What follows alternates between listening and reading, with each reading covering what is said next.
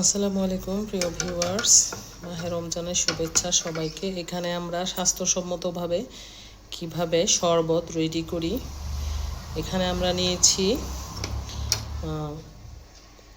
প্রথমে আমরা নিয়েছিলাম চিয়া সিড, সাথে দিয়েছি এই যে তোকমা দানা লোকাল, এটা তোকমা দানা। তারপর দিয়েছি আমরা এই ইসবগুলের ভুসি।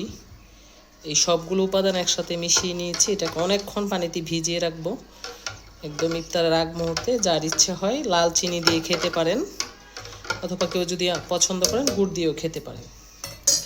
আমরা কৃত্রিম বাজারের যেগুলো আছে সেগুলো অ্যাভয়েড করছি।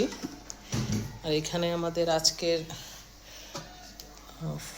ফুল মিল, এটা লাউ এবং অল্প কিছু মিষ্টি কুমড়ো দিয়ে রান্না করা তৈলাক্ত মাছ দিয়ে। এখানে সন্ধ্যার জন্য আমরা নিয়েছি এই খাবারটা। এখানে আছে কিছু মাছের তরকারি, শিম আলু টমেটো দিয়ে রান্না করা। এখানে আছে আমার রুই মাছ ভাজা,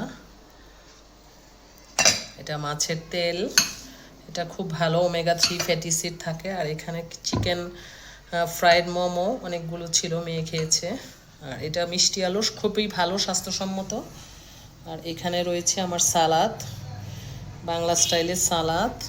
এটা হলো দুধ দিয়ে তৈরি সাবুদানা।